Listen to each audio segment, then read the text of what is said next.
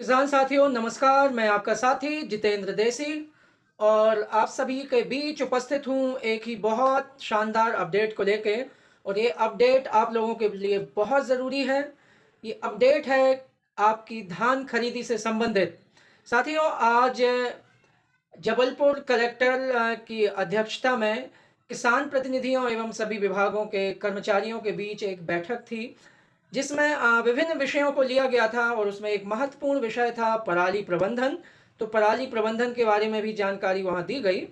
और आए दिन जो रिपोर्ट सैटेलाइट के माध्यम से आ रही है उसमें चिंता माननीय कलेक्टर महोदय के द्वारा व्यक्त की गई कि आगजनी की समस्याएं बढ़ रही हैं और ऐसे में हो सकता है प्रशासन कार्रवाई करेगा। तो किसान भाइयों से अपील है कि लगभग कटाई हमारी पूरी हो ही चुकी है, तो आग ना लगाएं। आप जो आग का पराली प्रबंधन के जो भी उपाय प्रशासन के द्वारा बताए गए हैं उनका आप उपयोग करें और आग पराली में आग ना लगाएं। दूसरा जो विशेष मुद्दा मैं बताने जा रहा हूं कि धान खरीदी से संबंधित है। देखिए, हर साल हमारे यहाँ धान गेहूं की खरीदी शासन के द्वारा की जाती है और उसमें किसानों को विभिन्न तरह की समस्याएं आती हैं और वो समस्याएं किसी से छुपी हुई नहीं है, सब समस्याएं हम लोग जानते हैं। लेकिन इस बार माननीय जबलपुर कलेक्टर के माध्यम से किसानों की सुविधा के लिए मैं एक बहुत महत्वपूर्ण अपडेट आप लोगों को देने जा रहा हूं इस वीडियो के माध्यम से।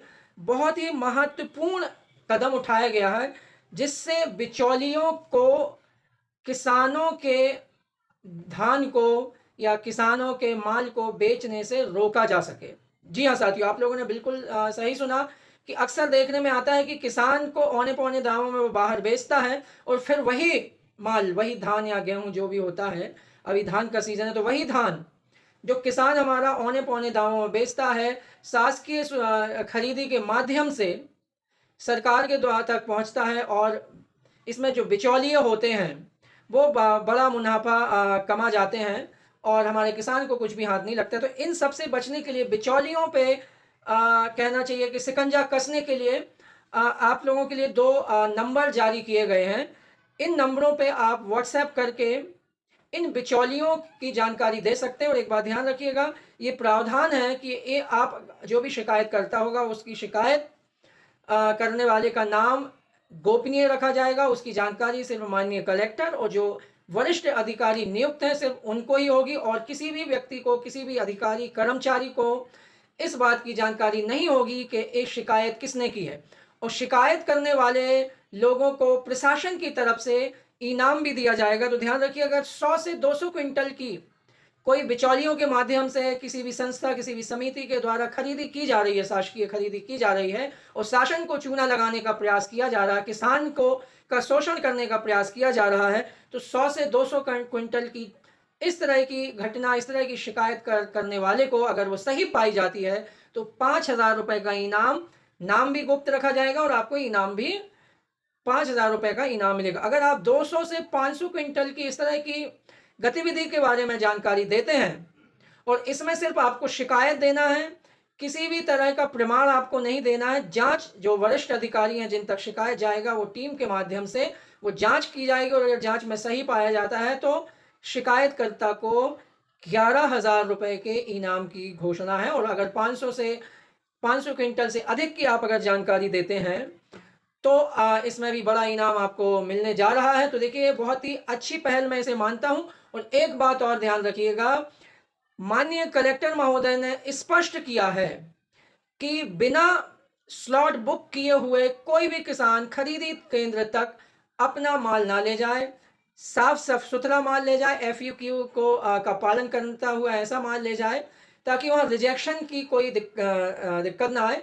प्लस अगर आपको करना क्या है, सिर्फ भेजना है जहां खरीदी केंद्र तक, उसके बाद वहां तक भेजने तक का जो भी खर्चा आता है, जिस भी माध्यम से आप भेज रहे हैं, ट्रैक्टर से, ट्रक से, वहां तक का खर्चा किसान का होगा।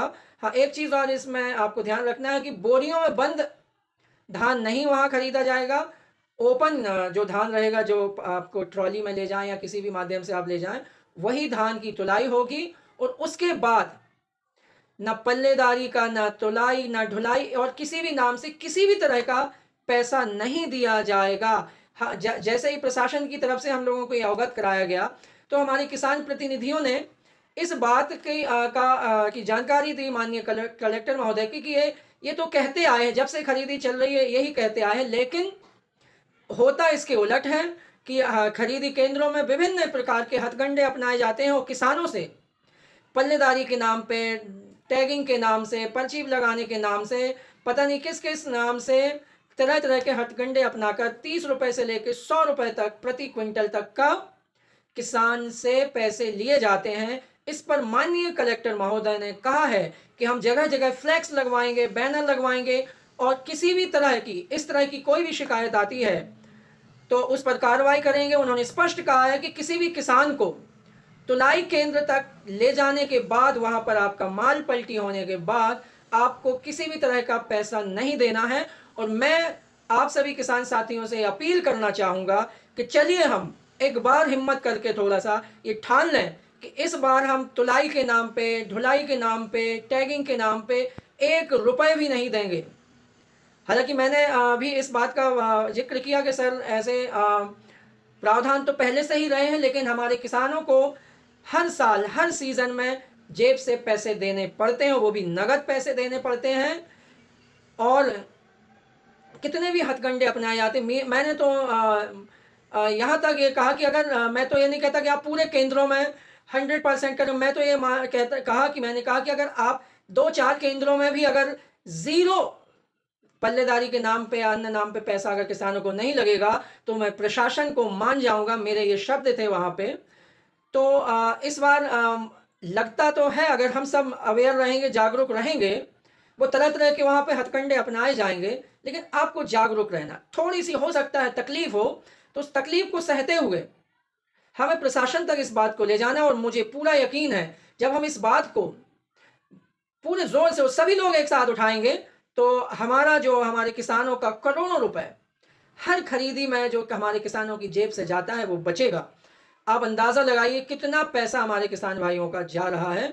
ये बहुत ही बड़ा मुद्दा है, और इस पर माननीय कलेक्टर महोदय ने स्पष्ट तौर पे कहा है कि अब हम ये नहीं होने देंगे। तो चलिए देखते हैं, हम सब मिलके कलेक्टर साहब ने जो ये एक नई बात कही है, और एक जो शिकायत के लिए बिचौलियों को रोकने के लिए हेल्पलाइन नंबर भी जारी की है, वो हेल्पलाइन नंबर आपको ग्रुपों के माध्यम से भी मिल जाएगा, और मैं आपको इस वीडियो के माध्यम से भी बताना चाहूँगा। वो नंबर है 6269113387, 6269113327। दोनों नंबर सेम है, बस लास्ट के दो डिजिट जो हैं, एक में 87 है, दूसरे में 27 है।